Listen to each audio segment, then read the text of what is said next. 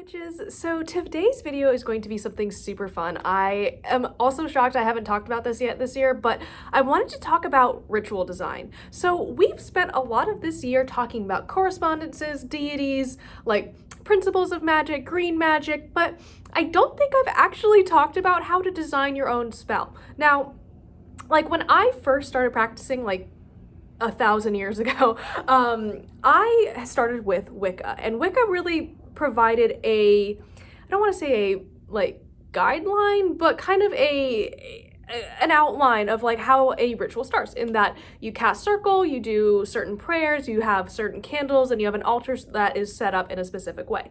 Now, I'm not a Wiccan anymore, but I think that having that kind of structure, where I was like, oh, okay, this is like kind of like what an altar looks like, instead of just like relying on like Christianity. I think it was good for me. I wanted to provide that similar framework, but without the Wiccan like influences, just in case you're not a Wiccan, because you don't necessarily need to set up your altar in any specific way if you're not like part of a specific tradition. Now, certain religions, certain religious paths or spiritual paths might have specific ways that you need to set up your altar. So if you are part of one of those traditions, like you do you, I'm just showing people how to possibly design a ritual. Yeah. So yes. Okay, so first things first, let's talk about the difference between a spell and a ritual, right? So a spell is an individual working that can be done independently or outside of a ritual. So it's kind of like a component of a ritual, right? A ritual is a specific set of actions that are done on a regular basis. So you could have a ritual cup of coffee, like that can be a thing. In a more magical sense of the word ritual, I see this as a working that is done in a more formal manner at a holiday, during a new moon or full moon, during, like, it might be an initiation that they do like once a year for a coven, but it's something that is done multiple times, like in the exact same way. So you can definitely set up small rituals that you do, in that like your ritual for the morning is to light a candle and pull a tarot card and give an offering to your deities. That's cool. If you do that like a specific amount of times, like that stays relatively the same, I would say. I would consider that a ritual. Feel free to debate me in the comments though if I'm wrong, but that's just kind of how I understand it and how that works for my practice. To get back to like what a spell is in context of that, I guess I probably should have started with ritual, but let's say I'm trying to get a raise at work and I want to do a prosperity working. I want to do a prosperity charm bag. So that one instance where I'm making that charm bag, I'm charging all of the items that are going into it, I'm setting my intent, that is a spell. However, if I did that same exact thing like once a month for a year, then I would kind of consider it a ritual. I hope that makes sense. I hope that clears things up and gives you guys clarity as to what I'm talking about. This is also a very good argument as to why you should be taking notes in your Book of Shadows, because if you see yourself doing the same spell like every single month, you're like, oh yeah, I already did this. Then you could perhaps write a more formal ritual that you start incorporating into your like daily, weekly, whatever, monthly even practice. So also, everyone who's been messaging me and telling me that they've been working on their Books of Shadows and like showing me pictures and stuff, I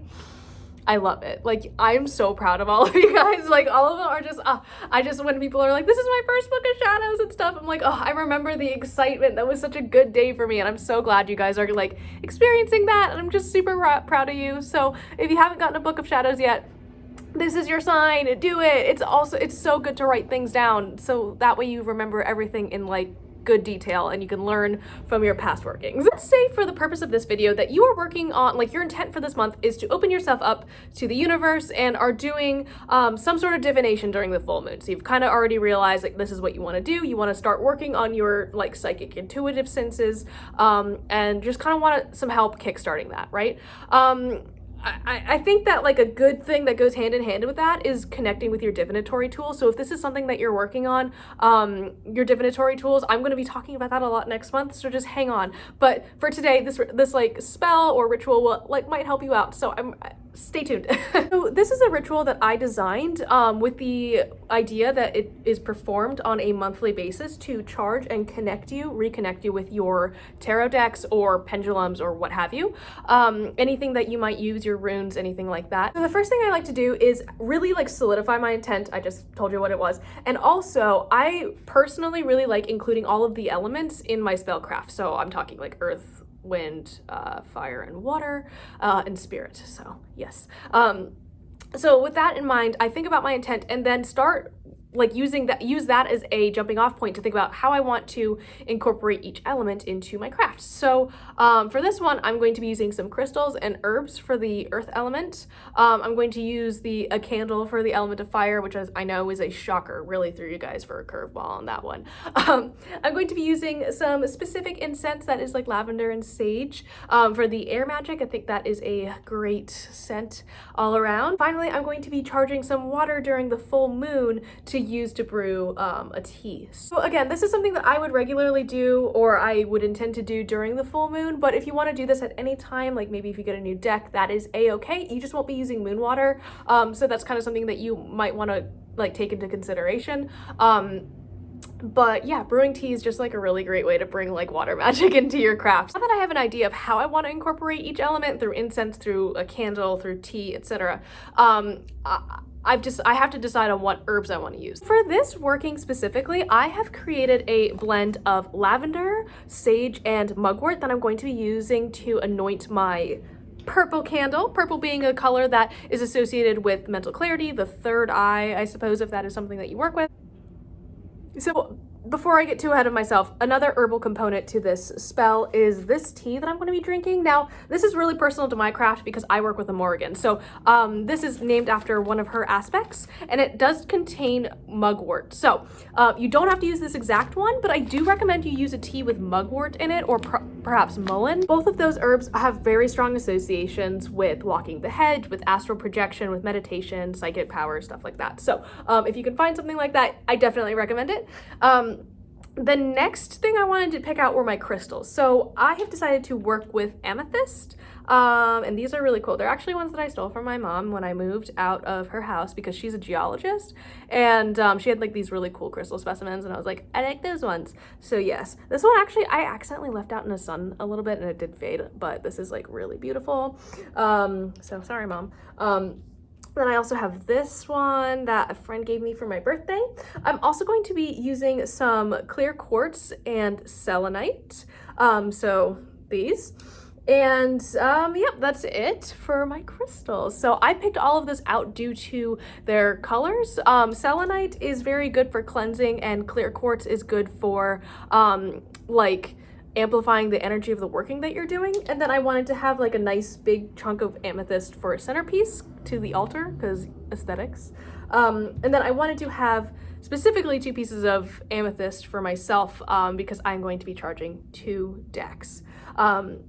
So as you guys know, I do have my regular tarot deck, and this is the only tarot deck that I really use. I just found one that I really like, but this is like been the only deck that has ever called out to me. It is the Medieval Scapini deck, and I've had it since I was like 12 years old. I freaking love this deck. We are linked. I also have this Oracle deck, which is like super cool and it has like different animals on it, and I really like it. I just don't have like the instruction booklet as to what each like animal relates to, but I'm honestly thinking that like I might just ascribe my own meanings to each card, so like based on the animal that is on it. I feel like that is a valid thing to do, because like I really want to start like reading cards like on the side. Like I feel like it's like a side hustle. Not really. I don't know. It's been something that I've been thinking about, but I also feel like there are 800 million tarot readers on the internet. So anyways, imposter syndrome. Along with all of the ingredients I just listed, I also do recommend putting down an altar cloth in a color that corresponds with whatever your intent is. Now, I do not have one. I don't personally like altar cloths because I get wax on them and then I'm like, it's tarnished, like meh.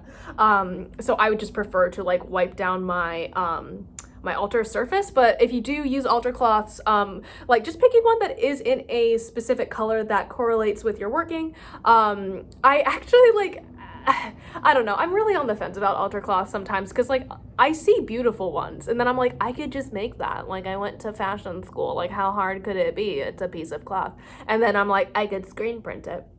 But that is a long ass story that I do not need to get into. It's probably another thing that I'm like, I don't know. I'm just considering it. I think it would be fun. It might be something that you see from me in the future, but at this point, I do not know. Well, what I'm going to do is cleanse my decks, cleanse my altar space, and then cleanse my teacup.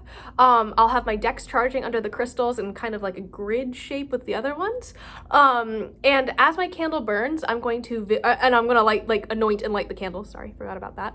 As the candle burns, I'm going to visualize the bond between myself and the deck strengthening. I'm going to drink half of the tea with the not psychoactive herbs, that's not the word I'm looking for, but the herbs that boost your intuition, mugwort, perhaps mullein, anything like that. There are tons of herbs out there that can help with this.